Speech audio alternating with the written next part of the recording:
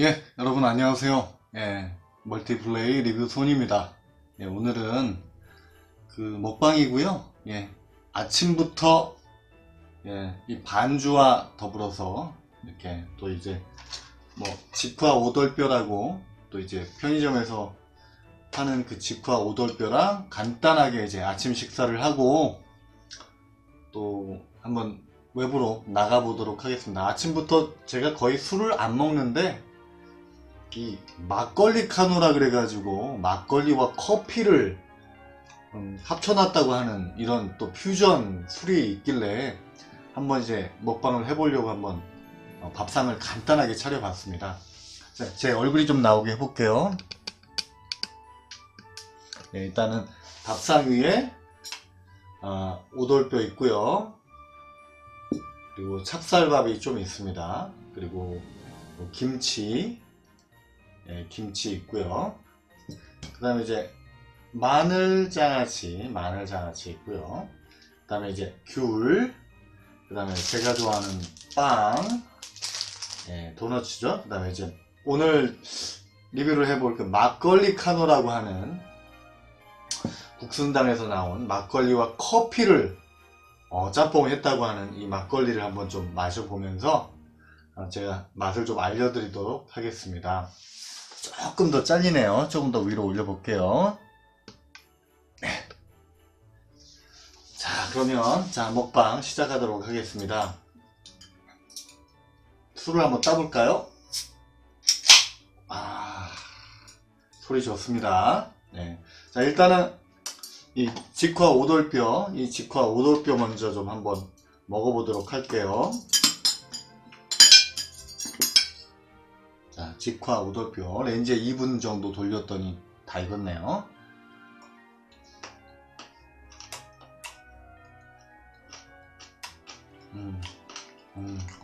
뼈가 씹히는 식감이 참 좋네요. 자, 밥 한 숟갈 먹어보겠습니다.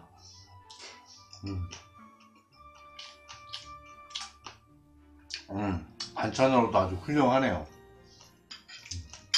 요즘에는 편의점에 안 나오는 게 없는 것 같아요.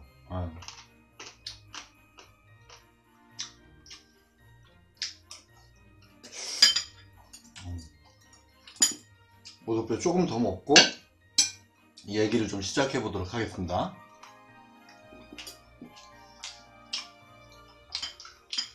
이 막걸리 카노를 반찬하고 같이 먹으면 또 막걸리 카노만의 맛을 리뷰해 드리기가 힘들기 때문에 일단은 입을 비우고 나서 막걸리를 한번 마셔보도록 하겠습니다. 오돌뼈 정말 술안주로.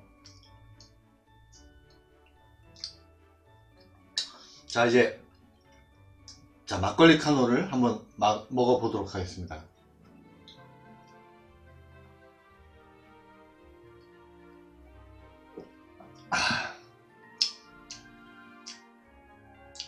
한 번 더 먹어보도록 하겠습니다.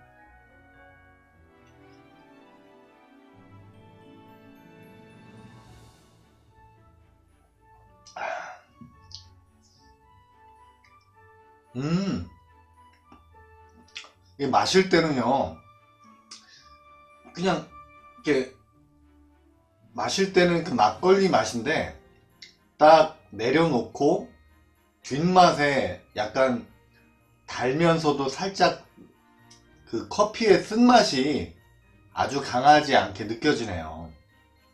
저는 좀 커피 맛이 너무 세면 좀 어정쩡한 맛이 되지 않을까 라고 생각했는데 생각보다 커피 맛이 그렇게 세지를 않네요. 세지를 않아서 나쁘지 않은 것 같아요.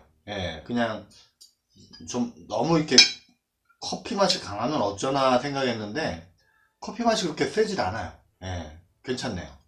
자, 안주 좀 먹어보겠습니다.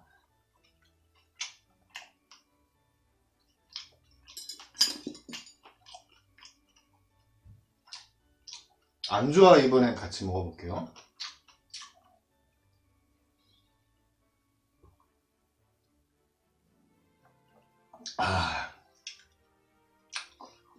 아, 이게 세 번째 먹으니까 또 커피 맛이 좀 더 진하게 느껴지네요. 네. 막걸리하고 커피도 어울리는구나. 의외네요.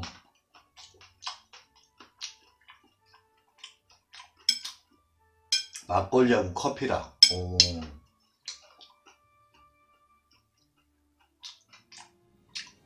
참 괜찮은 조합이네요. 예상 밖의 조합이에요.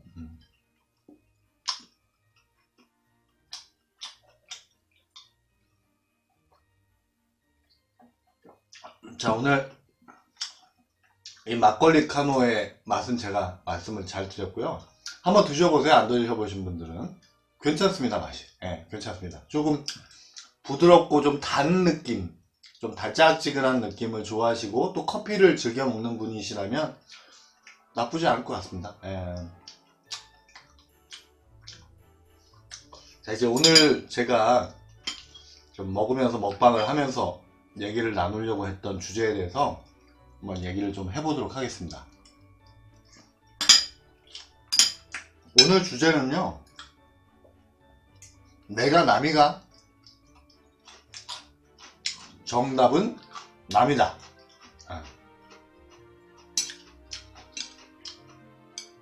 그 주제로 잡았습니다. 무슨 생뚱맞은 소리냐. 내가 남이가 정답이 남이라니. 여러분들 그 영화나 뭐 드라마에서 보면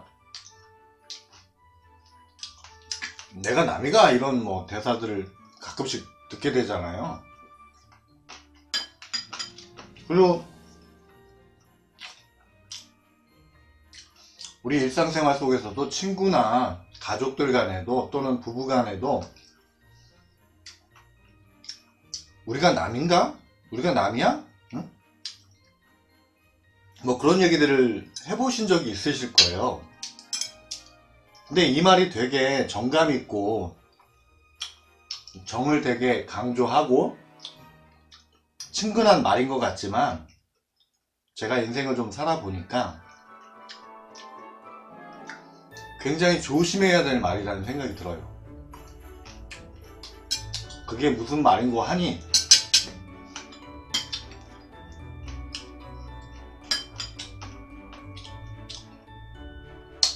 여러분들 그 데이트 폭력이 지금 우리나라 사회에 굉장히 문제가 되고 있고 부부간에도 사실은 폭력이 오가는 경우들이 굉장히 많습니다. 이게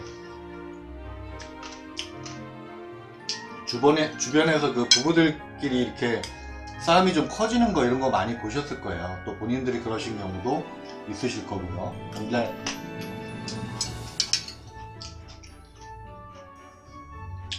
여러분들은 왜 데이트 폭력이 일어난다고 생각하세요?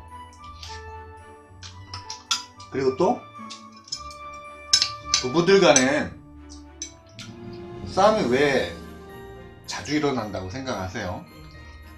뭐 싸우지 않는 분들도 계시겠지만 의외로 심하게 싸우시는 분들 많거든요.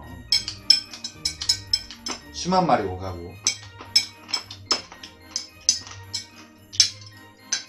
여러분, 말도 폭력입니다. 꼭 뭐 주먹질을 해야지만 폭력이 아니라 상대방의 마음에 손상을 주게 하는 그 자극적인 말들 또는 해서는 안 되는 말들도 폭력인 거예요. 근데 왜 그렇게 한때는 서로 사랑한다고 뭐 죽고 못 사는 사이였던 사람들이 왜 이렇게 서로 상처를 주게 될까요? 여러분 생각은 어떠세요? 성격이 안 맞아서? 뭐 돈 문제 때문에? 뭐 속궁합이 안 맞아서? 뭐 여러 가지 이유가 있겠지만 저는 그 가장 큰 이유가 상대방이 남이라는 그 절대적인 아주 지극히 상식적인 사실을 우리가 사귀는 과정 속에서 잊어버리기 때문이라고 생각해. 그래서 주제를 우리가 남이가 정답은 남이다 이렇게 정한 겁니다. 야, 너무 매몰차게 야, 그래도 사랑한다는데 어떻게 남이냐, 응? 심지어 저는 자식도 남이라고 생각합니다. 야, 어떻게 자식이 남이냐? 내 유전자가 들어갔는데. 여러분, 남이에요. 되게 조금 정이 없게 느껴지니까, 응? 아, 저놈 자식에게 정이 없나 보다, 뭐 이렇게 생각하시는 분도 계시겠지만, 제가 말하고자 하는 주제는 뭐 어떤 분들은 눈치채셨겠지만, 상대방이 남이라는 걸 인정해야 와이프 또는 남편이 또는 내 애인이, 내 자식이 남이라는 걸 인정해야 싸움이 나지 않습니다. 감사한 일들이 많아지고 서운한 일들은 상대적으로 줄어들게 됩니다. 생각해보세요. 데이트 폭력도 따지고 보면 넌 내 거야. 응? 너가 나한테 어떻게 이럴 수 있어? 그 데이트 폭력을 저지르고 부부간에 굉장히 싸움이 잦은 부부들도요, 밖에 나가면 굉장히 예의 바르고 전혀 트러블이 없는 그런 사람들이 많아요. 왜 그럴까요? 밖에서는 인정받고 예의 바르고 싸움도 안 나고 갈등이 별로 없는 사람 같은데, 왜 집안에 들어가거나 애인을 만나면 그렇게 갈등이 생기고 언어폭력, 또 주먹을 휘두르기도 하고 이런 사람이 되는 걸까요?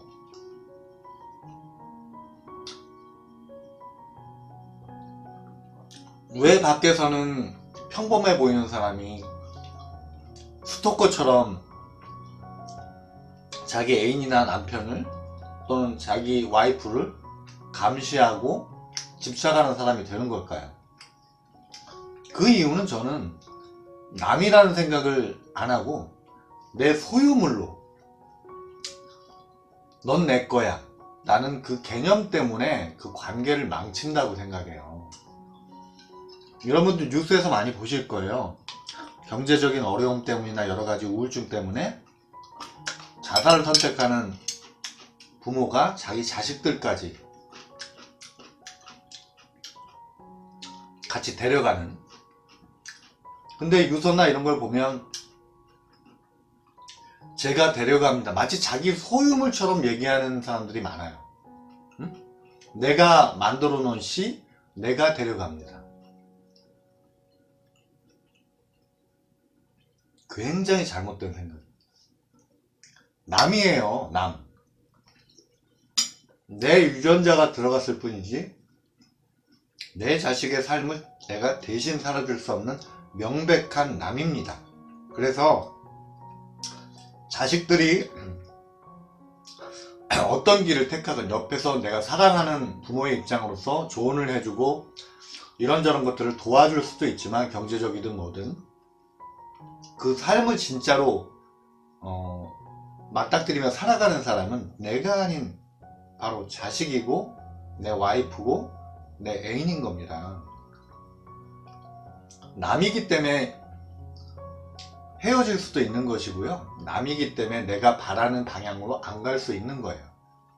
그리고 남이기 때문에, 남인데도 불구하고 아침에 일찍 일어나서 밥을 차려주면 남인데 해줄 의무가 없는 거예요, 사실은. 근데 사랑한다는 마음, 또 의무감을 가지고 스스로 나를 챙겨주잖아요. 얼마나 고마워요. 감사하게 되죠. 고마워하게 되고요. 자식이 내 말을 잘 듣는다. 물론 미성년자일 때는 법적으로도 부모가 보호자로서 책임을 다해야 되겠죠. 하지만 성년이 됐을 때까지도 내 자식은 내가 알아서 한다라는 식의 그런 개념을 갖고 있는 부모님들이 많아요. 절대로 자식과 친구처럼 편안하게 지낼 수 없습니다, 그런 부모들이. 데이트 폭력도 내가 사랑하는 여자지만 또 남자지만 남이다라고 생각하면 예의를 갖추게 되죠. 최소한의 예의를 갖추게 되고 그 사람이 나의 생각대로 내가 원하는 대로 따라오지 않는다고 해서 지나치게 화를 내지 않게 돼요. 왜? 남이니까. 그럴 수가 있는 거죠. 우리가 사회생활을 하든 밖에서 나가든 마주치는 사람들도 남이라고 생각하기 때문에, 당연히 남이라고 생각하기 때문에 나 스스로가 말을 함부로 하지 않고 기본 예의를 지키잖아요. 그러니까 그 사람들하고는 트러블이 있을 수가 없는 거예요.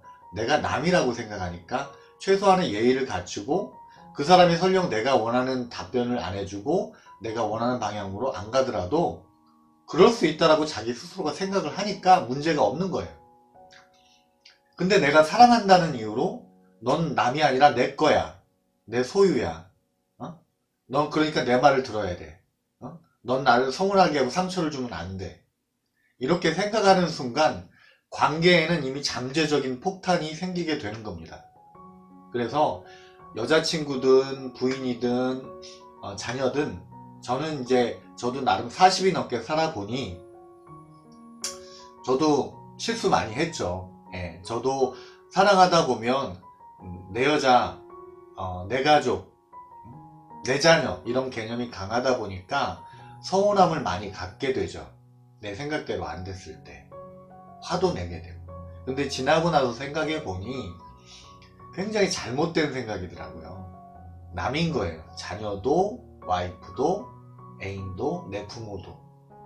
그래서 그럼에도 불구하고 나를 생각해주고 나를 챙겨주는 사람들이기 때문에 더욱 고맙고, 그들이 나의 생각과 조금 틀리더라도 대화로서 그런 것들을 이해하고, 포기할 것들은 좀 포기하고, 그들에게 강요하지 않고, 그런 관계가 되면 오히려 관계가 오래오래 좋은 관계가 지속이 되고, 갈등이 생기더라도 그걸 조율하는 데 있어서 큰 어려움을 느끼지 않게 되더라고요. 뭐 여러분들이 얼마나 공감하시는지는 모르겠어요. 근데 저는 20대들이 이걸 뭐 생활 속에 옮기기는 쉽지 않겠지만, 이런 마음가짐으로 여자친구를 대한다면, 또 이런 마음가짐으로 내 남편이나 내 와이프를 대한다면 훨씬 싸움이나 갈등이나 눈물 없이 좋은 관계를 오래오래 유지할 수 있을 거라고 봅니다. 그래서 되게 열정적인 사랑을 시작한 20대, 30대 젊은 친구들에게 제가 그래도 조금의 인생의 선배로서 얘기를 굳이 한다면, 주제넘게 얘기를 해본다면요, 관계가 좀 소원해지고 싸움이 잦아지고 서운한 게 많아질 때 서로 존댓말을 한번 해보시라고 권해드리고 싶어요. 서로 존댓말을 하다 보면 은연중에 내가 이 사람과 약간의 거리감, 적당한 거리감이 생기게 되죠. 사람이라는 게 너무 가까워도 안 되고요, 너무 멀어도 안 되고, 적당한 거리가 중요하잖아요. 그 적당한 거리를 만드는데 되게 좋은 팁이 존댓말을 쓰는 거라고 저는 생각을 해요. 만약에 너무 관계가 요즘 안 좋다 그러면 한번 존댓말을 써보세요. 그럼 자기도 모르게 조심하게 됩니다. 함부로 말하지 않게 되고 함부로 행동하지 않게 돼요, 은연중에. 그러다 보면 싸울 일들이 점점 줄어들고, 그럴 때 대화의 그런 시간도 많아질 거라고 저는 생각합니다. 그래서 조금 다시 한번 말씀드리지만, 조금 관계가 여러 가지로 힘들 때는 존댓말을 써보라. 그리고 부부 같은 경우는 별거를 하는 게 아니라 방이 좀 여유가 된다면 방을 좀 따로 쓰면서 개인 시간들을 좀 갖게 하면 어떨까 싶어요. 그러다가 야 정말 안 보게 되면 어떡하냐 뭐 이런 걱정을 하시는 분도 계시겠지만, 제가 이야기 드리는 그 방을 좀 따로 써보면 어떨까라는 거는, 아무리 친한 사람들도 자기만의 시간, 자기만의 공간이 필요해요. 이것도 역시 남이라고 생각하면 당연한 얘기입니다. 생리현상이나 이런 거를 부부간에 표현하는 것도 그게 뭐 나쁜 게 아니고 당연한 거라고 생각하지만, 저는 가급적이면 연인들이나 그 결혼한 지 얼마 안 되신 분들은 방귀라든가 이런 거를 너무 심하게, 너무 그냥 편하게 트는 거를 별로 권해드리고 싶지 않아요. 와이프가 결혼을 해도 여자로서 머물러야 남편도 만족하고 사실은 여자도 만족한다고 저는 생각을 해요. 남편에게 서운하게 생기는 거, 내 와이프가 여자로 안 보이고 뭐 우리가 뭐 농담처럼 뭐 키스하고 뽀뽀한다고 우리 가족끼리는 그러는 거 아니야 뭐 이런 식으로 농담처럼 얘기하는 것도 사실은 웃으며 얘기하지만 좋은 게 아닙니다. 와이프는 내 가족이고 애 엄마이기도 하고 와이프이기도 하지만 여자여야 되는 거예요. 남자도 마찬가지로 내 와이프에게 남자로 보여야 내 앞에서 조금이라도 조심하고 내 앞에서 나랑 만날 때 연애의 감정을 똑같이 느끼긴 힘들겠지만 결혼하고 나서 몇 년 지나서 그래도 어느 정도 설레는 마음, 또 기분 좋은 마음을 가지고 연애 감정에 그래도 단 60, 70%라도 가지고 같이 다닐 수 있는 그런 그 근간이 마련된다고 저는 생각을 해요. 그래서 그 사랑하는 사람에게 개인 시간을 적당하게 줘라. 그러기 위해서는 존댓말도 좀 가급적이면 쓰고 특히 힘들 때, 그리고 남이라는 사실을 절대 잊지 말아라. 남이다라는 거. 그걸 지키시면 분명 여러분 관계에 도움이 되실 겁니다. 제 장담합니다. 도움이 되실 거예요. 남이라는 걸 알면서도 바깥에서 함부로 행동하는 사람이라면 소용없고요. 밖에 나가는데 남이인데도 불구하고 아무한테나 막 반말 찍찍하고 뭐 식당 종업원이나 어떤 직원분들한테 함부로 말하고 함부로 행동하는 사람, 이런 사람들은 예외입니다. 그런 사람들은 남이어도 함부로 행동하는 사람들이기 때문에 제가 오늘 드린 얘기에 있어서는 예외예요. 그런 분들은 안 만나시는 게 좋습니다. 내 인생에 굉장히 상처를 줄 가능성이 많고 폭력을 휘두를 가능성이 상당히 높은 분들입니다. 그런 분들은 거리를 많이 두시는 게 삶에 있어서 조금이라도 도움이 되실 거예요. 자, 이제 밥을 다 먹었네요. 자, 오늘 오돌뼈와 같이 간단하게 아침밥을 먹어봤습니다. 여러분들 남이라고 인정하시면서 싸우지 않는 좋은 관계 오래 유지하시고 연인 같은 느낌, 또 친구 같은 느낌 오래오래 유지하시길 바래요. 저는 실제로 딸도 남이라고 생각하니까 딸한테 고마워, 아빠가 고마워, 아빠가 미안해, 이런 말들을 하는 게 전혀 어렵지가 않아요. 그러다 보니 딸도 저를 되게 편해합니다. 그래서 지금도 거의 매일 아빠에게 사랑한다는 말을 카톡으로 매일 보내와요. 제 개인적인 가정 얘기는 나중에 기회가 되면 구독자분들이 좀 궁금해 하시는 부분이 생기면 적당한 시간에 답변을 해드리는 시간을 갖도록 하겠습니다. 하여튼 오늘의 주제는 우리가 남이가? 정답은 남이다. 그래서 당신이 더욱더 남인데도 불구하고 나를 챙겨주고 나를 사랑해주는 당신 고맙다. 그리고 감사하다. 사랑한다.